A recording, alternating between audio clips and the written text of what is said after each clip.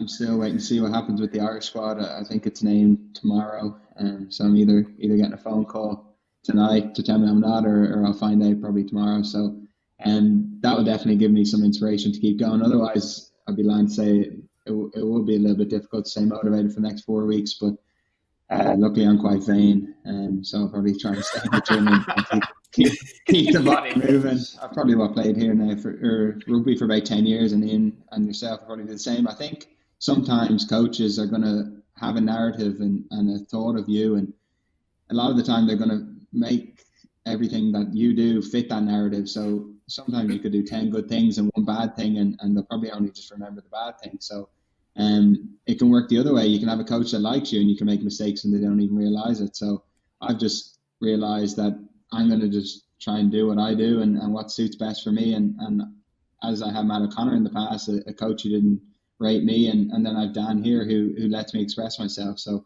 same with Pat Lam, he let me express myself. So you never know what a coach is going to think of you, and one coach could love you and one coach could hate you. So I've just realized that just being myself and playing the way I like to play is going to get the best out of me, and hopefully a coach respects me for that. And John, particularly for you, you've had a few, knocks along the way. It hasn't been plain sailing by any means. Your 2019 World Cup omission, to come back and play great in the Six Nations, to almost start that French game that never went ahead, to not making that Autumn Nations team.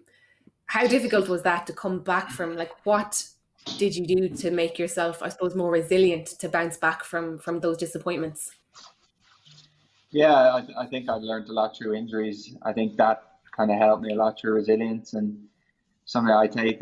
Probably the biggest thing I've learned as a rugby player just in life is studying other people. And for me, it's not really Irish sport, it's American sport. And I took a lot from Kobe Bryant, and there's another guy, Inky Johnson. And through my last shoulder surgery, he talks, when you get to a point where things get difficult, and if you're only doing it for yourself, eventually you're going to hit something harder than you and you're going to give up. So my family did a lot for me and stuff, and my girlfriend. So for me, that's something I kind of fall back on when I'm struggling. So the difference between that World Cup and probably not making the Six Nations recently was that, for me, after the World Cup, I really enjoy my company in Ulster, and it was easy for me to go back there because I love it there. And as disappointing it was to make the World Cup, I thought, okay, well, I'll go back to work with Ulster and things will be great. But what I found difficult recently was that with COVID, it's all up in the air, and games mightn't be going ahead, and going back to Ulster was just uncertain. And I'd be lying to say that the final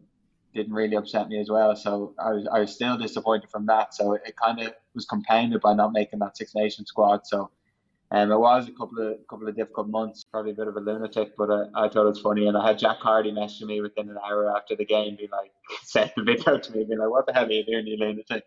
And the third question, who I think a lot of people are really eager to find out about this, is that myself included actually, is you've got to ask him about the halftime race to beat Craig Casey off the pitch. I'd seriously like to hear his reasoning behind this from Len Carmody. You actually shared this on your story as well, so give us a bit of an insight into that.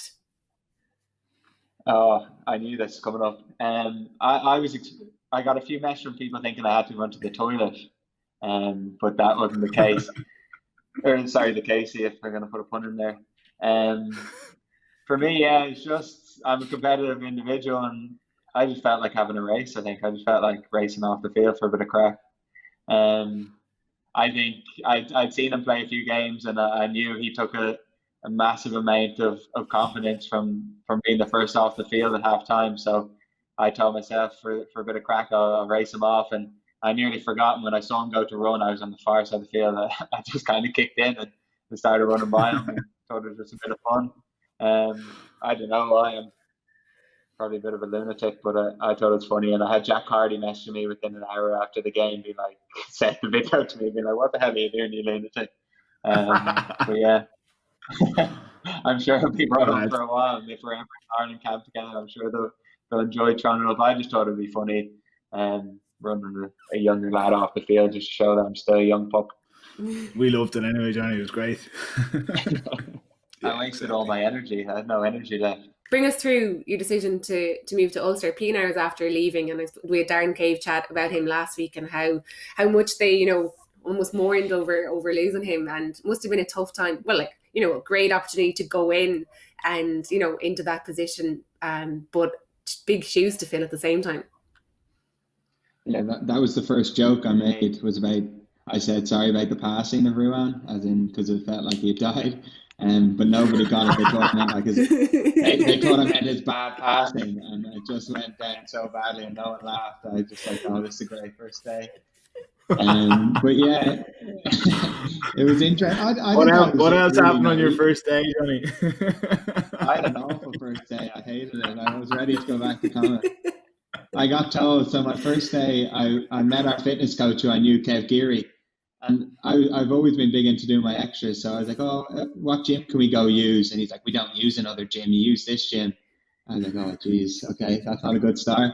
And then I was doing speed, and I was just trying to talk to people, and people were asking me questions, and I was just basically not concentrating the whole session.